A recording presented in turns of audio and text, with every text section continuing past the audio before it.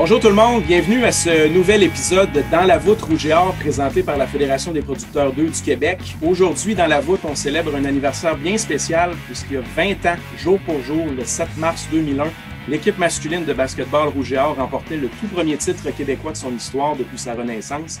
On va revivre dans les prochaines minutes cet événement marquant en compagnie de deux des acteurs principaux de cette conquête-là. Il était l'entraîneur-chef de l'équipe à l'époque, Jacques Paiement, bonjour. Allô, allô. Il était une verte recrue en 2001. Il amorçait donc l'une des plus belles carrières d'étudiant athlète de l'histoire du club. Charles Fortier, salut. Salut, Matt. Messieurs, merci de prendre le temps de raconter vos souvenirs de cette conquête historique. Une conquête qui est d'autant plus épatante quand on regarde d'où le club venait. La formation de basketball masculine renaît lors de la saison 92-93 après une absence de 11 ans. Gagne 2 matchs en 12. L'année suivante, une seule victoire. En 94-95, aucune victoire, 12 défaites. S'ensuit des saisons de 4-8, 4-16, 4-16 et 2 victoires, 18 défaites en 98-99. Et c'est là que, Jacques, tu arrives à la barre du Rouge et Or en 99-2000. Et tout de suite, on a du progrès. 7 victoires, 13 défaites. L'équipe rate les séries de peu, mais on sent qu'on s'en va dans une bonne direction. À l'aube de la saison 2000-2001, comment tu entrevoyais cette campagne-là? C'était quoi les objectifs? Ben, premièrement, la première saison, quand la saison a terminé, on était quand même satisfait de la progression, définitivement. Tous les pions étaient placés sur l'échiquier. Si on avait la chance, le bonheur, etc., d'avoir un Charles Fortier, un Marc-Antoine Hort qui se greffaient à l'équipe. On avait déjà de très, très bons joueurs, des gars avec beaucoup de potentiel. Puis, on avait prouvé qu'on pouvait jouer dans cette ligue-là, comme on peut dire. Puis, il y avait vraiment beaucoup d'optimisme au niveau de l'équipe, des joueurs et au niveau de la direction. Mais ça se joue sur le terrain, comme on dit, et la saison l'a prouvé vraiment de belle façon. Ça a été une saison, on pourra en parler plus en détail, mais en dents de scie toute la saison. Mais on démontrait qu'on était de calibre, définitivement. Matt, moi là, je peux rajouter, je n'ai pas suivi toutes les saisons avant, mais ça demeure que quand tu te fais recruter par un programme, tu suis quand même la saison d'avant. Puis, coach, tu es peut-être plus au fait des stats. Tu es meilleur que moi là-dessus, là, avec ta jeune mémoire. Là. Mais l'année d'avant, la fiche de 7-13, je pense que le début de la saison puis la fin de la saison, vous aviez fini la saison sur une oui. La fiche, je ne sais pas c'était quoi, mais je pense que vous avez gagné 7. C'est très juste, Charles. Ouais, c'est très juste. On a commencé la saison 0-7. C'est ça, exactement. OK. Fait que quand on enlève ça, ben, le reste de la saison était positif avec le corps de gars qui revenaient l'année d'après. Fait que effectivement, le futur était. Puis, c'est sûr que les 7 victoires qu'on a remportées à partir de janvier, à partir de la deuxième fin de semaine de janvier, on battait des équipes qui nous avaient battus en première moitié de saison, ce qui était quand même très satisfaisant. Charles, toi, tu es originaire d'Amos, en Abitibi. Tu arrives à Québec après avoir joué 3 ans avec les Nomades du Cégep Montmorency. Tu as été approché par plusieurs universités, dont certaines américaines.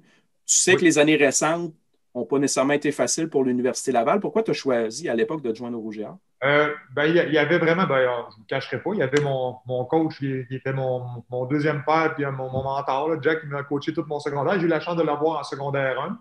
Puis je l'ai même mis tout. Après ça, je l'ai re-eu au niveau juvénile. Fait que, moi, je m'emmenais en terrain connu. Il y avait un gars qui s'appelle Serge Baribeau, qui était le président des clubs à ce moment-là, qui était aussi un gars originaire d'Amos. Veux pas. Je voyais bien un David Brownray qui était rendu là, David Ruel, Sam Odesso, qui est un de mes bons chums, mais qui avait eu une grosse saison. Fait, il y avait quelque chose qui se tramait. Puis, des fois, le petit challenge de dire hey, on s'en va quelque part qu'il n'y a rien de fait, là, puis on construit quelque chose ensemble avec mon coach, avec mes chums, Marc-Antoine, qui ont joué ensemble à Momo, on avait décidé de faire ce move-là. Puis il y avait un aspect aussi des États-Unis. je suis quand même quelqu'un de rationnel. Tu sais, je m'en allais pas jouer à Duke ou je m'en allais pas jouer à Michigan ou des gros programmes. Je m'en allais dans des programmes académiquement très bons. Mais où est-ce que, on va se dire les choses honnêtement, je n'avais pas de chance de gagner un championnat. Puis moi, je joue au basket pour gagner. Oui, pour m'amuser, etc. Mais je veux gagner quand j'ai le temps, je veux avoir. Puis après ça, je pensais à plus loin. Je pensais aussi à quand je reviens, je n'allais pas faire ma vie aux États-Unis. Quand je reviens, c'est quoi les opportunités d'emploi? À Québec, je connaissais bien le milieu, que je dis ça très positivement, c'est un gros village dans le sens que c'est pas impersonnel comme les grandes villes, mais tu arrives ici, tu as toutes les facilités d'une grande ville avec le côté de la région qui est le fun. Fait que tout ça était mis en place pour que, tu sais, assez rapidement. Coach, je me suis pas quand on a confirmé, là, mais tu sais, après ça, je me suis en allé avec ça, puis il n'y avait aucune question dans ma tête, j'avais fait le bon choix. Jacques, tu avais des nouvelles armes pour travailler. Les gars, vous avez nommé des noms. C'est à la recrue de l'année de la saison précédente, Samuel Odessa, tu ajoutais Charles, Marc-Antoine Hort aussi qui s'en venait. Mais comme tu disais, tu avais des vétérans comme David Brownrigg qui avaient vécu les années difficiles. Comment tu as géré ce beau mélange-là? C'est une question, disons, qui n'est pas facile à répondre parce que je ne me souviens pas exactement qu'il y a eu de problèmes majeurs, mais définitivement que on avait une équipe vraiment complète à la deuxième saison, la saison dont on parle spécifiquement. Et l'arrivée de deux jeunes coqs excessivement performants, ça a sûrement créé quelques... Ben, appelons ça friction, mais c'est normal dans toute équipe sportive. C'est un phénomène, qu'on voit dans toutes les équipes sportives. Puis, j'étais quand même habitué à composer avec ça jusqu'à un certain point, même si le secondaire et l'universitaire, il y a une grosse différence. C'est que tu travailles avec des ados d'un côté, mais avec des adultes de l'autre. Des fois, les adultes se comportent en ados, puis les ados se comportent en adultes. La dernière année que j'ai coaché Charles à Amos, on était invaincus au Québec, puis on a gagné le scolaire et le civil. Et les gars se comportaient comme des adultes au niveau de leur discipline, de leur implication, de leur sérieux au niveau académique et sportif. Moi, je pense que c'est le plus gros challenge, Matt, pour un coach universitaire. J'assume qu'un coach universitaire rendu là, je pense pas que la renommée et les skills de coach comme entraîneur est à refaire, sauf que plus que tu montes dans la hiérarchie du basket, là, tu te ramasses avec un ramassis d'All-Star. Tous ces gars-là, c'était des stars au cégep. Tous ces gars-là arrivent universitaires et ils se disent tous qu'ils peuvent faire 25 points parce qu'ils le faisaient au cégep ou qu'ils peuvent en scorer 15. Fait que c'est de la gestion. Là. Moi, comme joueur, c'est des affaires que j'ai trouvé dures au fil des années parce que tu as tout le temps tu gagnes, des fois, tu as des gars qui sont insatisfaits, tu perds, tu as des gars qui sont contents. Fait que c'est tout.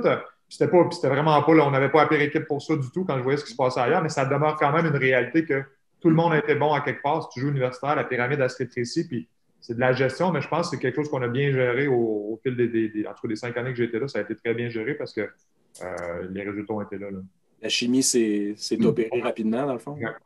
Exact. Mais un autre facteur que j'aimerais souligner, c'est que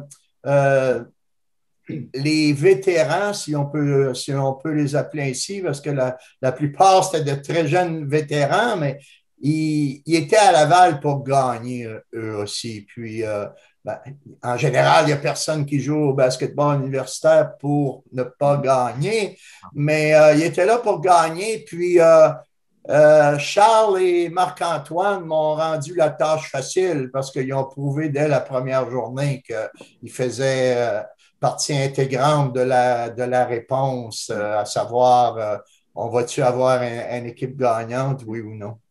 En 2000-2001, le classement est très serré pour la tête. Il y a Bishop qui connaît une saison plus difficile, mais Laval, Concordia, McGill sont pas mal nez à nez. À quel moment durant l'année vous avez senti que vous aviez quelque chose de spécial entre les mains? Notre fiche est vraiment spéciale, en effet. 12 victoires, 10 défaites. Mais surtout quand tu regardes ça de façon détaillée, semaine après semaine, on gagnait un match, on en perdait un autre. On battait plus souvent qu'autrement l'équipe qui théoriquement ou pratiquement était la plus forte et on, et on perdait contre des équipes qui étaient en bas de classement ou plus bas au niveau du classement. Fait que euh, on savait qu'on pouvait jouer contre tout le monde. McGill, on les avait battus les 2 fois pendant la saison régulière. Concordia, on avait perdu les 2 fois. On avait la même fiche que Concordia, mais on est allé jouer chez eux. Et de là, ben, ça s'est enclenché. Mais je pense que plus la saison avançait, là, plus on était vraiment une équipe jeune. Là. Fait que, moi, je l'ai toujours vu comme ça. Plus la saison avançait, probablement plus les coachs des autres équipes voulaient moins nous jouer. Parce que c'est juste ça, l'expérience à rentre. Les autres équipes étaient plus matures, il y avait plus de vétérans. Donc, ça s'est fait. Puis, Concordia, je m'en souviens, moi, c'était une équipe qu'à chaque fois qu'on jouait contre, on avait pour notre argent, mais on a piqué au bon moment. Puis McGill, on a eu leur numéro pas mal dans les années là, des championnats provinciaux de ces 5 années-là. Mais cette année-là, c'était les 2-3 à l'époque, Matt. C'était pas pareil. La finale, c'était les 2-3. On avait gagné en 2. Hein. Puis, on jouait contre l'Ontario aussi. Ça a été ça, ma première année. C'était le fun. C'était les conférences, c'était du job, la job au niveau du voyageage, tout ça. Ouais. Mais c'était le fun. On jouait contre plus que 4 équipes, dans le fond. Oui, c'est ça. Au terme de la saison régulière, McGill termine premier, fiche de 13-9. Laval et Concordia suivent à 12-10, mais le Rouge et Or a le bris d'égalité, termine deuxième. Puis ça, ça vous donne l'occasion de jouer la demi-finale contre les Stingers à la maison, parce que la demi-finale, c'était juste... Non, Mathieu, je m'excuse. Non? C'est le contraire. Ouais. Concordia nous avait battu les 2 fois pendant la saison régulière. Okay. C'est le premier critère en termes de bris d'égalité. Puis, on est allé jouer dans la petite boîte d'allumettes à Concordia. Bon. Et leur style de jeu était vraiment, vraiment développé pour être ultra efficace. Un style très agressif, très physique autour du panier. Pour eux, une faute sur un joueur qui a un panier théoriquement facile, c'était une super bonne faute et va prouver que va chercher ton 2 points à la ligne de lancer franc. Ouais. Okay. My bad dans ce cas-là. Je vais demander aux gens du RSEQ de réviser leur aucun problème. Mais malgré tout ça, le mot commençait à se passer que vous aviez une bonne équipe. Les foules étaient bonnes au PEPS. Oui. Si tu veux, je vais faire une petite récapitulation des moments forts de l'année, puis ça va répondre exactement à ce que tu viens d'énoncer. Premièrement, à la mi-octobre, on est allé jouer à Trois-Rivières, un gymnase que tu connais bien, Charles, où on a gagné un super provincial civil contre Pagé, le gymnase des Diablos. Puis, on jouait contre Bishop et Bishop veut pas, c'était, il y avait une très bonne rivalité. Une rivalité qui a toujours été ultra saine avec coach Pomikala. Le petit nouveau dans la place, là, l'équipe de Laval, là, il commençait à être perçu comme justement, il fallait vraiment compter sur eux. Fait on a gagné ce match-là. Ça a donné une grosse dose de confiance aux joueurs et aux coachs. Après ça, un autre match charnière, ça a été un voyage en Ontario. On a battu Ryerson, qui était une très bonne équipe. On les a battus chez eux. Et cette victoire-là était assez impressionnante pour, lors du voyage de retour, on a arrêté dans un de ces nombreux truck stops en bon québécois, là, où que tout le monde va faire ses besoins à tous les niveaux. Puis, j'arrive un petit peu face à face avec coach Dave Smart de Carleton. Puis là, tout de suite, lui, il est à l'affût de toute information possible et imaginable.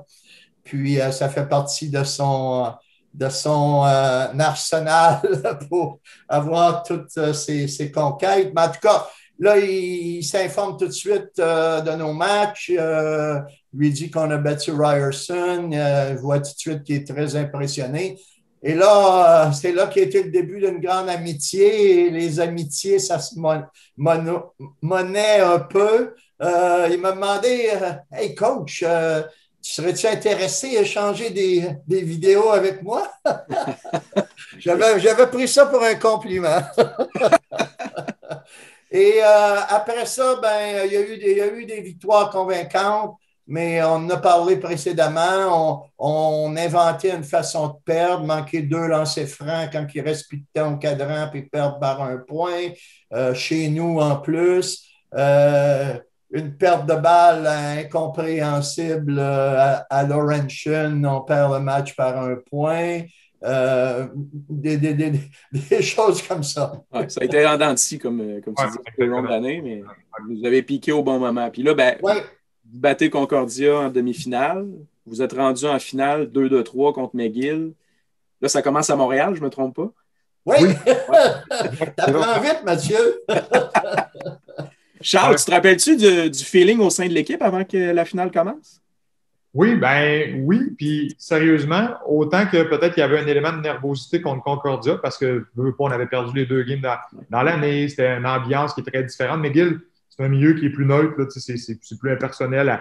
Mais ça demeure quand même que McGill, ils ont eu des équipes extraordinaires dans ces années-là. C'est pas pour rien. Il y a eu plusieurs années coach qui étaient dans le top 10 canadien avec nous. C'était des équipes très talentueuses, mais je pense qu'en termes de match-up contre McGill, on était à l'opposé. McGill, c'était des gardes très rapides, très athlétiques, plus petits. Nous, on avait des gardes très grands, très gros, des David Brownrigg. Moi, j'étais un grand garde. On avait des gars de 6'4", 210, 215 livres. Fait ça aurait pu aller d'un bord comme de l'autre, parce qu'aujourd'hui, on regarde la NBA, puis ils disent ça du small ball, puis c'est rendu ça. Mais à l'époque, je pense qu'on avait juste une bonne manière de les matcher. On a eu leur numéro durant de nombreuses années, puis on a gagné effectivement ce provincial-là 2-0. Puis ça a été parfait qu'on commence à McGill parce que ça a été justement la première victoire à Laval dans notre gym. Puis l'ambiance était extraordinaire, les estrades étaient pleines en haut. C'était juste, c'est ça, tu ne peux pas oublier ça. Là. Mais au-delà, Charles, du nombre de spectateurs, c'était leur présence de tous les instants. Les applaudissements, les cris scandés de Let's Go Laval, les defense, etc., etc. Là, ils réagissaient surtout. Quand l'annonceur a dit on se lève debout, ça s'est levé en bloc à la fin du match. Et ils sont restés debout à applaudir pendant toutes les présentations qui ont été quand même très longues. Et c'était extraordinaire. Avec Vincent Thériault, que vous connaissez peut-être, qui est rendu propriétaire de Sur Mesure, qu'il avait monté un fan club.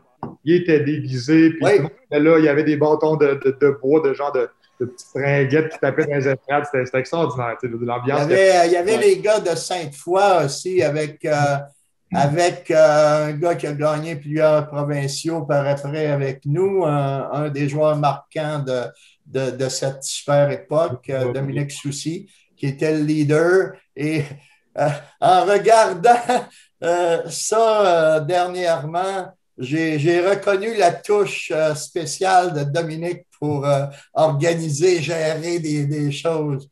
Et oui, il y avait, lors du premier match à McGill, premier match de finale, il y a un autobus qui avait amené des spectateurs à McGill. Et quand tu parlais de foule plus impersonnelle à McGill, il y avait quand même une bonne partie de l'assistance qui était pour nous. Ça vous a aidé, c'est sûr. Parce que ce match-là, vous l'avez gagné avec quand même un bon coussin de 12 points. Oui, mais autant à Concordia que le premier match de la finale à McGill, on est revenu de l'arrière.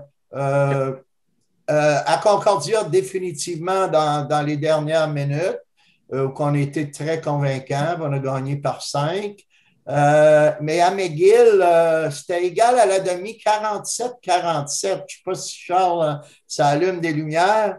Le coach avait peut-être fait un mauvais call en disant on joue tout terrain contre eux. Ça leur ouvrait un peu trop le terrain pour Domenico puis Berkey. C'était les deux joueurs plus petits de taille, mais extraordinaires. Les meilleurs, Charles, peut-être tu vas me trouver d'autres noms, d'autres joueurs, mais les meilleurs, tant qu'à moi, sur un 2 contre 1 contre qui on n'a jamais Oh, joué. ouais, assurément, assurément. Oui. Ouais. Parce que là, Ils flairaient ça, puis là, avec leur vitesse et leur habileté, ça se convertissait à chaque fois. Mais tout ça pour dire que ça a été, les pointages sont très satisfaisants. À McGill, Marc-Antoine et Charles avaient vraiment été super, mais tous les autres, Sam, Yannick, David, les trois David avaient fait un gros travail. Puis, en finale, on est revenu également de l'arrière, mais il n'y a jamais eu un grand écart. Ouais. C'était égal à la demi, puis c'est ça. Mais je veux te poser la question, Jacques, parce que là, évidemment, après le premier match, là, vous revenez au PEPS. Vous avez la chance d'écrire l'histoire. Puis, tu sais, j'imagine que pour une équipe, tu sais, de briser des barrières, quand c'est quelque chose que tu n'as jamais fait, gagner un championnat, les nerfs peuvent être difficiles à contrôler. Comment tu prépares ton équipe pour ce moment-là? Je ne suis pas le genre de. Je dis j'étais, mais je suis dans l'âme encore, coach. Et de revivre tout ça, là, ça m'a réchauffé pas mal. De revivre tout ça sur vidéo et d'en parler. Mais je ne suis pas le genre d'entraîneur qui va accorder une importance prédominante, déterminante sur ces choses-là. Oui, c'est important de présenter, d'avoir une attitude de ce dont tu parles, que tu sois le meilleur vendeur possible. Mais tu vois rapidement aussi si c'est acheté. Puis les joueurs s'habituent à un style de coaching, d'après moi. Charles pourra corroborer ou Coach, je t'ai jamais contester, mais les joueurs te connaissent, puis il faut pas que tu joues de game, puis il faut pas que tu te présentes sur différents jours. Il faut que tu sois toi-même, puis... Approche, de toute façon, coach, tu as tout le temps fait, moi je l'ai vécu au secondaire, de secondaire 1, là, pour te dire, coach a tout le temps été, je fais confiance aux individus que j'ai dans mon équipe. Je pense que tu nous laissais nous préparer, tu nous laissais gérer cette portion-là, puis tu te concentrais sur le endgame, puis la préparation tactique, technique, etc. Mais ça a tout le temps été ça. Je ne me souviens pas de coach qui nous disait quoi faire, comment le faire. Puis chaque personne, je pense, comme athlète, là, il y en a un qui peut, il y en a un qui peut rire avec l'autre, puis c'est sa manière avant le game de sortir de sa bulle, puis pas trop stresser. Puis moi, il fallait que j'aille mes écouteurs, ma même petite playlist, puis je faisais de la visuelle.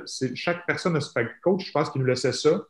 Fait que de dire aujourd'hui comment qu'on était, je pense qu'on était prêt et qu'on était confiant, honnêtement. Je pense pas qu'on était nerveux. Cette dernière game-là à Laval, là, je pense pas qu'on était nerveux comme équipe. Là. Je pense qu'on était prêt et qu'on avait des bonnes idées qu'on avait gagné. Malgré la grosse présence de la foule, parce qu'on disait c'est 1600 personnes dans le PEPS, c'était-tu intimidant ou ça vous craquait au contraire? Personnellement, ça me craquait solide. Là, ah oui. Ça ressort très, très bien en regardant la vidéo, mais c'est vraiment le feeling que j'avais. Les joueurs étaient vraiment survoltés, puis la foule le comprenait aussi. Il y a eu des réactions, entre autres, quand l'ultra spectaculaire Yannick Boileau, en début de match, il avait manqué 3 paniers faciles parce qu'il était survolté. Ouais. Puis la 4e occasion, où je peux me tromper de une, mais juste un peu plus tard, il arrive avec un même genre de situation, mais là, il fait exactement ce que le livre enseigne. Il te protège avec son corps, puis il finit en puissance avec un genre de petit lancer renversé. Et la foule n'en demandait pas tant. Et là, Yannick est retourné au sprint en défensive, qui était sa caractéristique. Il n'y avait jamais couru au suite. Puis tu sais, Matt, ça fait juste 20 ans, mais ça demeure quand même.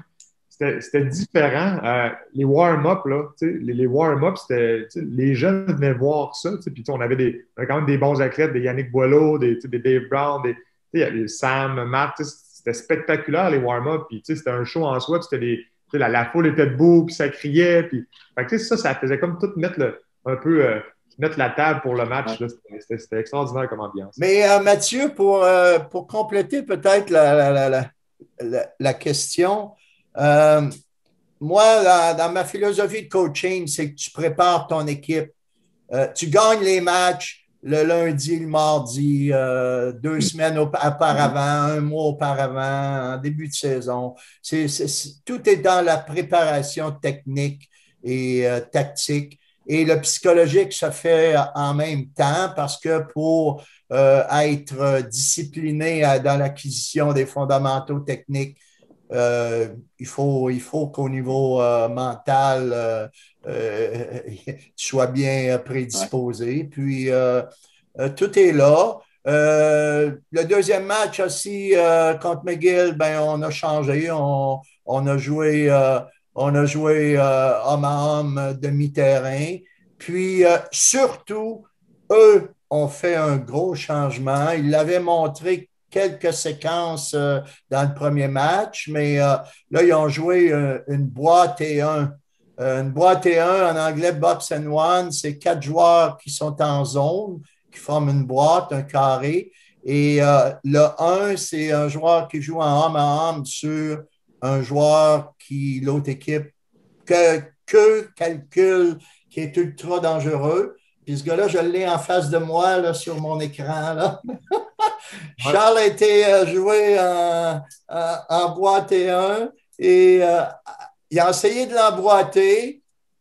Ils l'ont fait sur la feuille de pointage, mais Charles a continué à jouer son match aussi efficace au niveau défensif. Et les occasions qu'il a eues, ben, il en a profité. Je pense qu'il a fait 2-3 points. Puis, c'était le match de toute façon à Marc-Antoine et à David Brownrigg, à Brown. Ils ont été époustouflants. Marc a été ultra dominant, 26 points. David Brownrigg, down the stretch en bon québécois, là, dans les moments cruciaux du match, il a réussi 4-3 points, les deux fois 2-3 points, un après l'autre. La foule en demandait pas tant. Est-ce que tu te souviens, toi, Charles, du déroulement du deuxième match au PEPS? Honnêtement, là, je me souviens de. Tu sais, probablement que je commencerai à l'écouter. Là. Malheureusement, j'ai plus de vidéo VHS. Là. C'est vrai que tu me trouves une manière de mettre ça quelque part. Là. Mais tu sais, probablement que rapidement, mais je me souviens très bien de l'avant. Je me souviens des célébrations. Je me souviens des points comme la séquence où Yannick, c'était pas lui qui nécessairement tout le temps il sprintait, mais là après un gros jeu, l'émotion, il comme un fou. Je me souviens de tout ça. Là, dès que le coach dit de quoi, ça me revient. Puis je me souviens du box and one aussi. Je me souviens de la performance de Marc. Fait que, non, c'est des affaires qui reviennent rapidement. Mais avant de l'entrevue, je t'aurais dit, tu m'aurais dit c'était quoi le score final, etc.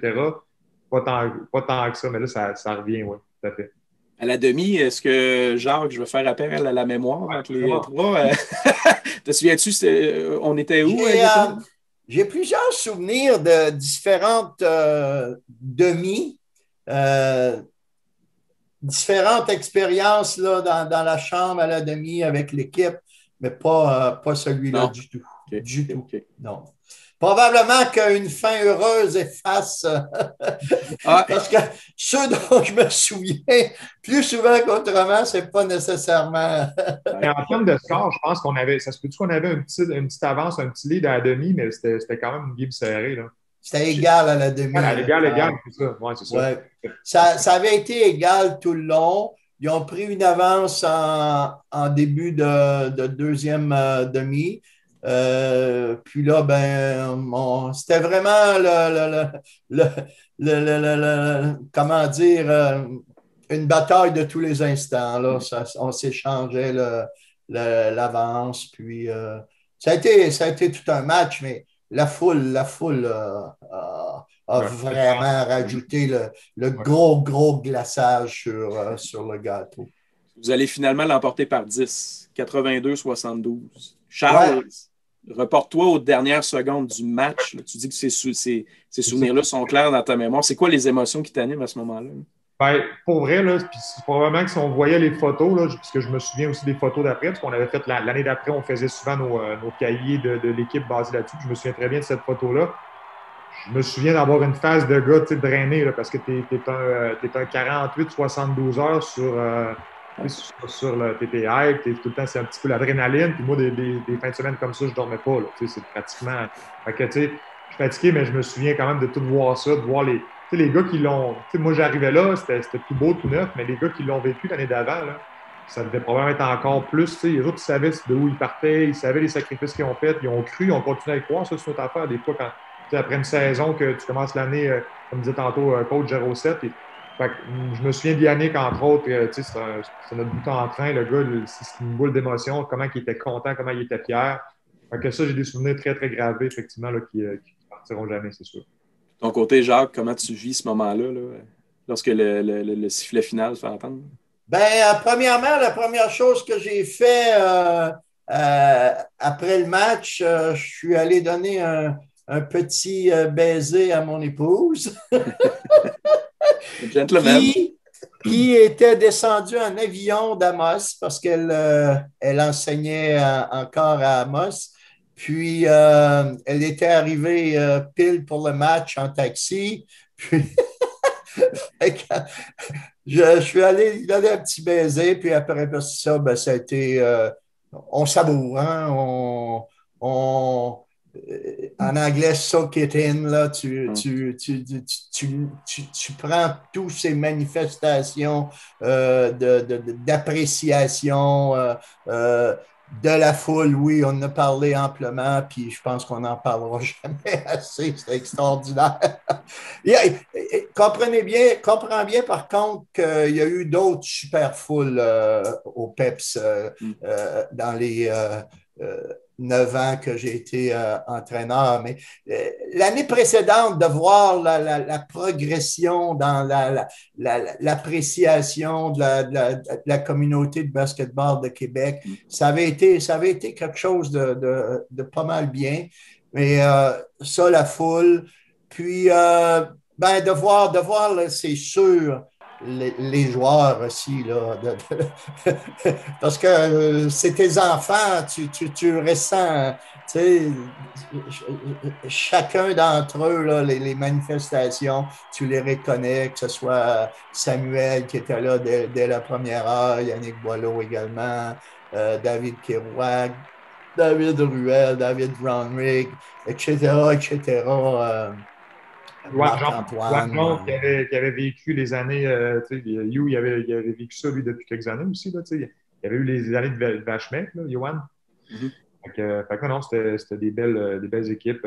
Bess, François Costignac, c'était des gars qui l'avaient eu. Il avait même vécu les années pré-Jacques Paiement. Fait que c'était pas tout le temps nécessairement non plus les meilleures années. Fait que non, c'est belle gang. Puis on était impliqués, Matt, là.